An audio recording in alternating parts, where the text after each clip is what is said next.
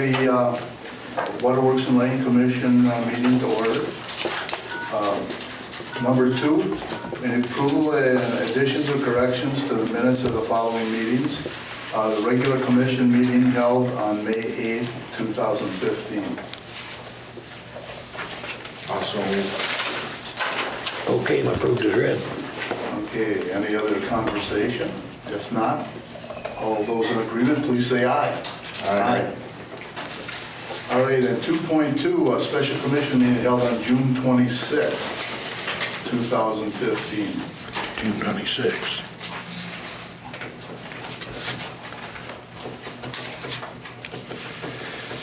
How come I got, what happened? Yeah. I move that we approve those minutes. Okay, Okay. do we have a second? Yeah. You're at mine. All right, any other discussion? If not, all those in agreement, please say aye. Aye. All right, number 3, action items. Request to attend NISC MIC conference. Can you tell me what MIC stands for? Sure, MIC is Member Information Conference. Okay, This is something for the last 3 years, ever since we've been using NISC, we've been sending employees to. Once we get through this round, we'll have all the office staff go through. This year, we're going to have Matt is one of the people that's slated to go down, and he's going to be presenting one of the sessions that's going on there, along with the storeroom clerk and then 2 people from the office. okay. Anybody have any questions, guys? No, I'll make a motion, we approve that request. I'll second it. Okay. All those in agreement, please say aye. Aye. Aye.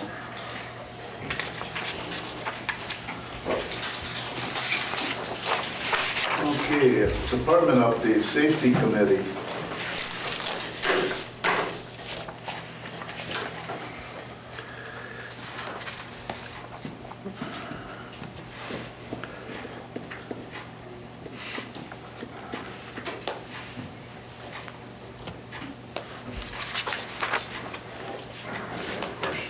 Come on, get out of here.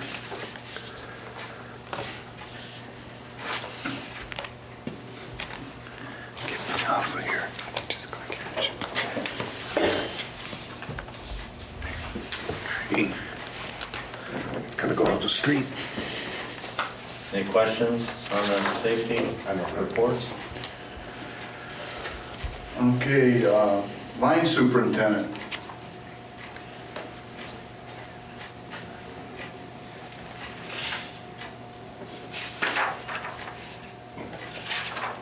You're down in Chestnut? Yep.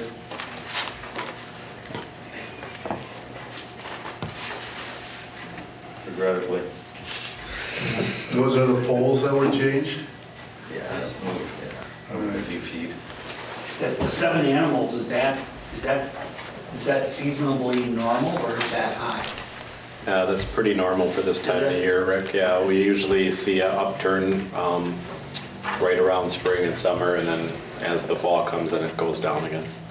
Is that specific, is that specifically problems in a certain area or is that just? I actually have a map in my office where I pin every outage. Okay. So if you're interested, you can come, but what we've been doing is putting these animal guards on in the areas where the guards are going, the pins are disappearing from those parts of the map.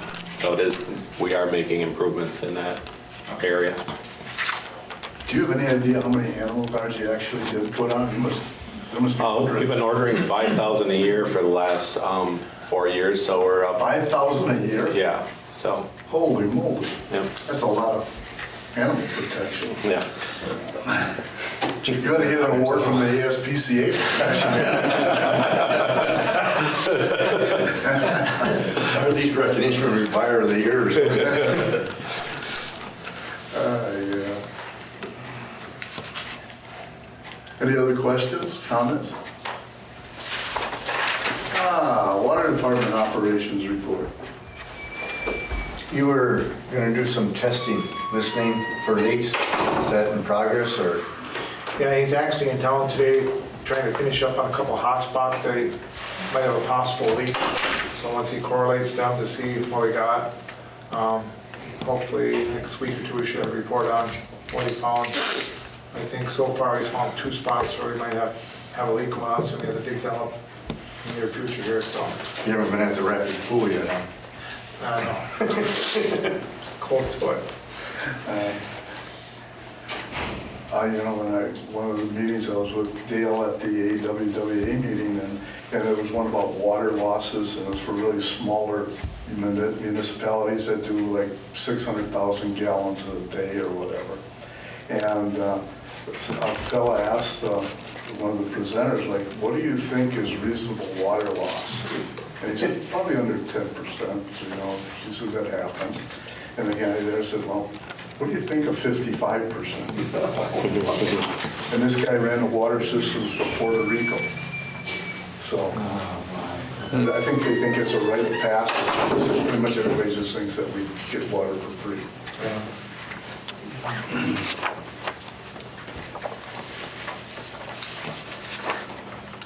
Any other questions? Yes, sir. Just as a comment on that, we were just in mission trip up in northern Arizona, Navajo Nation. Sure. 8 cents a gallon is what they're paying. Yeah. 8 cents a gallon versus ours is what, 0.04 or something like that? Yeah. Roughly. Yeah. Yeah.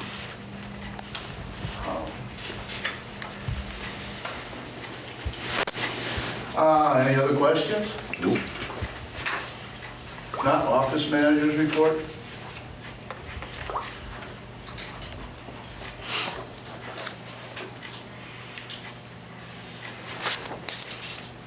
I see that, from May through June, you disconnected 365 customers.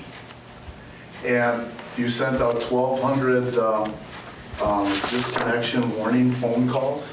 So that's over 25% of those probably got disconnected. Yeah. Is that high for? We're seeing a little bit higher percentage of people being disconnected versus the calls we're making. So that's, it is a little bit towards the high end of our norm. So you don't really see a trend that we're disconnecting more than normal, or? Again, it's within our historic range. It's just a little bit towards the high end of the range. I see.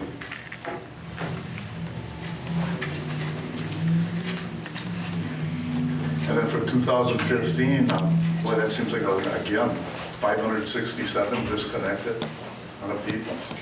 That's 2.5 months, so that's about 230 a month. Yeah, wow. Anybody have any other questions? I think it's commendable what Joel manages to do with his group. When you look at all the figures and everything he's doing, it's just, I guess the word that would come to mind is mind-boggling. Yeah. Well, it's a team effort. It begins with the meter techs and right through the office staff, so it's a good group. Any other comments? If not, how about Director of Finance?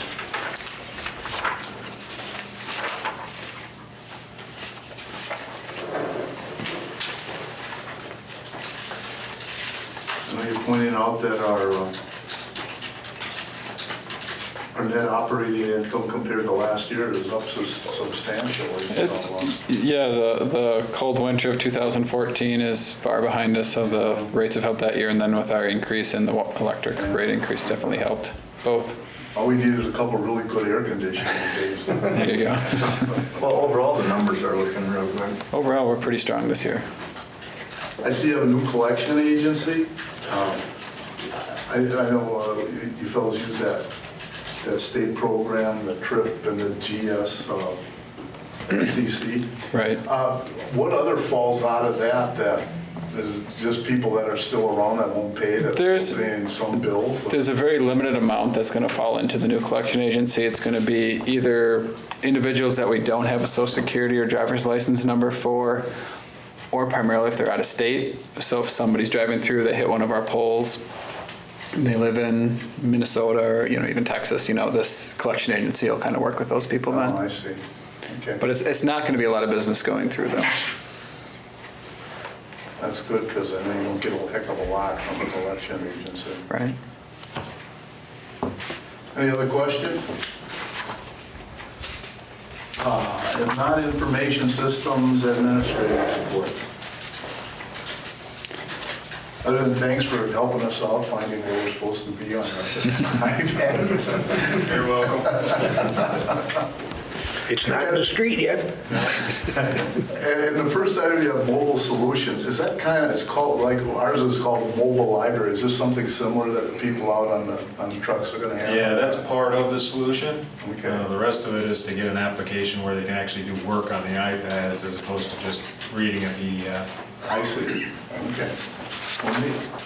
I think this thing, once I understood what we had, what it can do and what it can do for us, is pretty nice.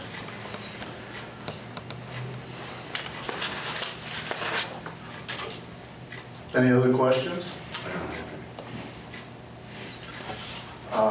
Conservation Manager's report.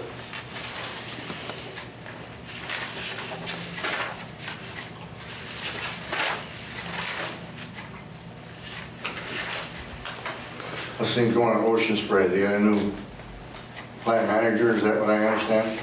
Yes. They do? Yep. Todd and I, last month, met with new plant manager. His name is? Tim Peoples is his name. We met with their team over there just to go over a few past strategies and possibly trying to override some momentary outages that they're having. And I think we're narrowing that right down. Well, they haven't had an incident in quite some time now, right? Yeah, it's been, I think we had an incident in the spring where they just had a little bit of a voltage drop, so that's why we met with them right after that. But like Sean said in his report, we suggested ideas on UPSs for their PLCs, things that could help them ride through such a small blip like that. Seem receptive to that? Yeah, actually, I thought this was probably one of the best meetings we've had with them in the 7 years that I've been here. So this person was very easy to talk to and was very reasonable. They got the same contractor. They do, but they're actually, I've heard now they've been expanding out to other people as well. So has the problem been that the power source has been too sensitive within their plant? Is that why everything kicks out on? I think what they have is a plant where they should be putting UPSs on their control equipment and they haven't done it. And we've recommended that they should look into it. We've recommended several times that they do it because ours, typically the way our system operates to clear a fault. Otherwise, the other option is to drop them all together. And I don't think they want that, so. So anytime you have a lot of programmable controllers, it's probably a good idea to have a UPS on it. It is because they drop out their whole process just by seeing a small blip, which if they had the UPS on it, wouldn't happen. Thank you. Yep. Anything else?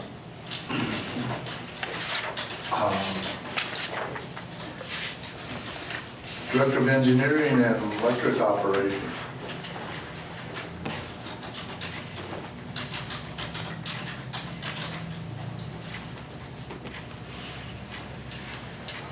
That whole shortage of folks has been on the radar screen for quite some time. It looks like it's getting to be a larger blip. That's what that's what they were telling us at the conference, at both the APPA conference and the MEUW conference, both highlighted that. There's just a lot of people retiring in the utility business and not enough qualified people taking their places.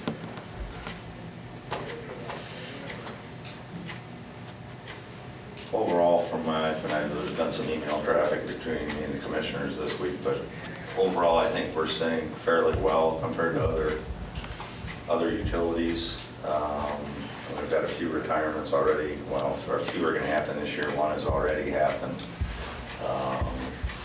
And we've been able to get replacements, and generally our our linemen right now at this point in the game are pretty much on the young side, so we won't have any additional retirements other than Paul, the line superintendent, here in the next year or so, for several years to come. So, so I think we're a little ahead of the curve compared to a lot of other utilities. But knock on wood, good. How many apprentices do we have right now? We have 3 going through the process at this point in time, and then I don't know, when Paul retires, we'll take a step back and look at the needs and determine if we need to start another.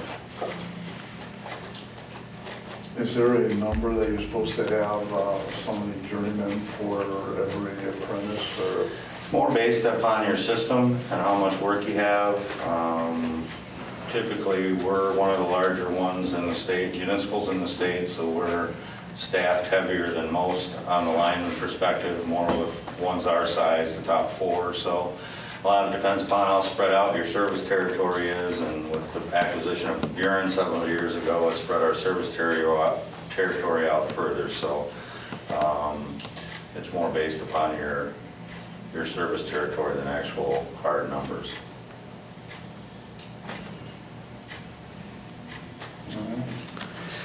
What I like, Tom, is what I noticed is that this utility, they show the lineman as a man who doesn't just go out in the worst weather and fight it, you know. It shows him doing a little bit of everything. It's not that scary look that the linemen used to have, you know, walking out there with their belt and everything and just gonna whip the world. Yeah. And the job is more sophisticated. And I think that helps too. Well, you know, when I was involved in industry, when I was doing towards the end, a lot of people that had highly skilled, hands-on type jobs, they had a lot of trouble getting anybody to want to do that. It's, you know, more or less people, the younger people aren't taught that there's a real worth in being able to do something and going out and do something. So I can see why, you know, you're having trouble finding people that want to actually, you know, be a lineman or whatever. I know we had a fellow come over and cut our tree, and he was about 21. It was about 90-foot old pine, and it was too close to the house. And fellow came and he said, you know, every day, this is like going to Disneyland. I get to climb a 90-foot tree and cut it down from the, you know, with a chainsaw hanging off his hip. And, you know, you don't find many people that want to do work like that, so. Well, you do go over, you know, at the conferences at MEW, they were talking about the generational differences, and no offense, Moses, but the millennials are different cats, apparently.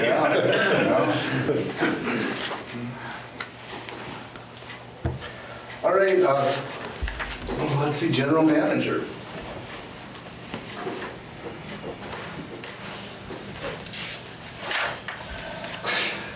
Got anything to tell us? Well, I'm happy to report from the MUW annual conference that we won the Gold Safety Award. So I want to thank all of our employees for those efforts, working safely and smartly. And out of the 82 municipal utilities that belong to MUW within the state of Wisconsin, there were only 7 others out of the 82 that won the Gold Award. There were a lot of recipients of the bronze and the silver, but not the Gold Award. So again, it's all essentially because of our employees and their efforts. So Yeah, that's great. Thanks to the employees. Be safe. yes. I noticed that we were one of only 2 utilities that won both the RP3 award and the safety award. So us and I think it was it Richland, I think was involved. Richland Center, Yeah, but I thought that was pretty neat. So it pays to pay attention to all aspects. That's good. You know, I have from the live lines, Jim, there were 2 bills, I don't know how versed you are with the high capacity wells in the state. And I know that the MUW didn't take a stand on either one. Yeah, I think they're trying to, I don't know if this bill, we're hearing from our lobbyists that the bill probably won't go very far. They haven't even had essentially a meeting on it in committee yet. I think the legislature is trying to skirt the DNR in some respects as far as getting high-capacity wells approved in order to fast-track a project or whatever it might be. And I don't know if it has anything to do with the Saratoga dairies or not, or if it's other areas in the state. But that's the gist behind the bill, but it hasn't, at this point, received much traction. And it might be just because they've been so embroiled since the beginning of the year in the budget, and they still don't have it approved. So we'll see if it gets any attention once the budget's passed in the next week or two. And why would NUW take a stand on that? Because a lot of the electric utilities that they represent also have water utilities? Correct. MEW in general tries to stay more with electric issues, but I would bet that out of all the 82 utilities have responsibility for water, and a good portion of them even have sewer responsibility, but they're the smaller members that run all three. So they try to stick mainly with and go to battle, so to speak, only on issues that will affect the electric side. There are other organizations on the water side, Rural Water, Wisconsin Water Association, and then MEG Water, that address all the water lobbying efforts and comment on those bills. Then there's another bill, a Made in America bill. And I think that one can be, that, you're supposed to buy products that are made in America. It's going to be pretty difficult with a strong dollar now. And after going through the AWWA, seeing how much foreign influence is in valves and pipe, and it must be the same thing at the APPA meeting, that there's a lot of people that make a lot of products, and a lot of those products have been ceased to be made in the U.S. So, to stand behind that, it could cost us a lot of money. And then, of course, you're going to have whoever your supplier is to certify that this is made in America. And that can always be a big problem. There'll be a lot less options as far as buying materials and supplies. Now, that's another bill that we're told is not getting a whole lot of traction, so we'll see where it ends up.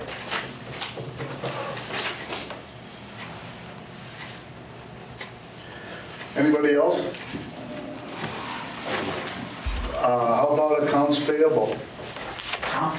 Yes, sir. Could I just make a mention and thank you for, I think it was the special meeting or whatever, the 2 scholarships, or I guess we call them scholarships, for KEEP. And just to add perspective, with that Constellation Energy grant that we got, we put in for 5 teachers to attend that, and then KEEP matched that with 5 of their own. So we had 10, and then we had a waiting list, and I think you guys got a request or a letter from KEEP about the waiting list. So this will take 2 people that were on the waiting list and put them in that class coming up this month. So thank you for that. Oh, good. I believe we're glad to do that. We're always thinking about whatever we can do with education. All right, review of accounts payable.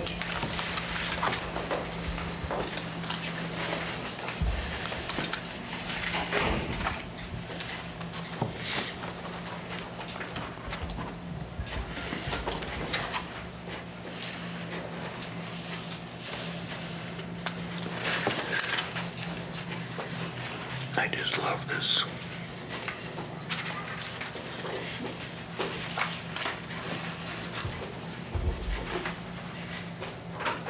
I saw there were 2 rather high ones, Border State Electric Supply. Taking care of I'm sorry, that's wrong. The Department of Administration, low-income energy assistance.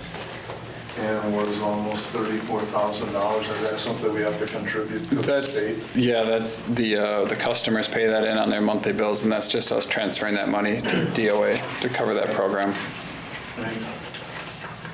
That's a charge every utility in the state collects. Yeah. It's mandatory.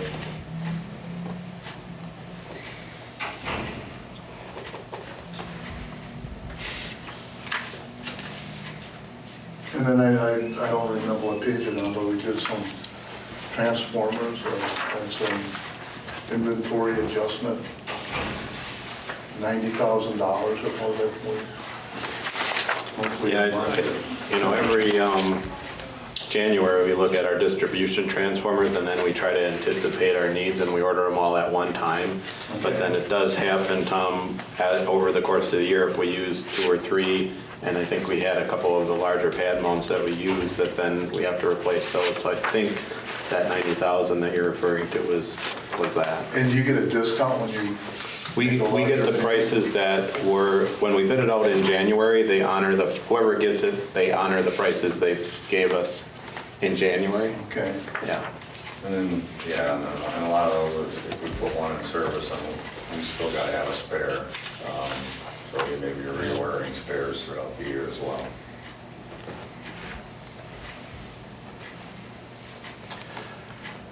Any other question?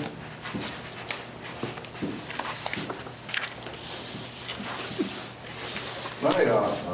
I would also like to mention the Centennial celebration as far as August 6th for the Rafters has been quite a hit. We originally allotted 1,500 tickets and they ran out of those on Monday, the very first day. And so now we've allowed them to sell additional, what I call them, standing room only tickets, Joel, and you want to add any more to that? But I think I was surprised on how well it was received. But I think the Rafters were too. John Said they were overwhelmed. the general manager said they had never seen anything like that, so the response was, you gotta remember, Monday was not a very nice day in Central. Of course. So to get rid of that number of tickets in that short of a span with the weather being what it was amazing. That's gonna be a lot of pigs. yeah, one to pick, yeah, and they're probably, I don't know, it'll go up to about 2,000 tickets, I think. We've allowed them to do that, or not cut it off. So it'll be one. I mean, just the employee contributions, Roxanne's little office is full of canned goods and. I just brought 2 extras. Did you get a ticket? Not yet. They're probably gone. The Rafters is probably up to the ceiling in canned goods, so the food He pantry. took some pictures, so I'm looking forward to seeing those. Yeah. The food pantry will get one good donation this year, so that's nice as well. Are we in charge of some of the food preparation?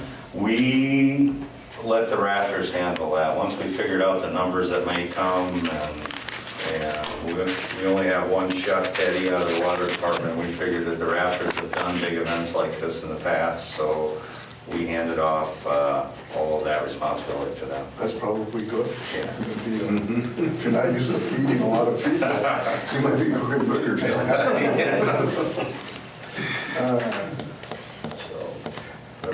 What's our average attendance at a game? It's like 1,100 or 1,200, isn't it? I mean, that's. I want to say something like that, the 12 to 14. I think the maximum was like 2,000 or 2,100 or something like that, so Well, that's. they're telling us with standing room only, they can accommodate about 2,700. So that's about what this crowd will be.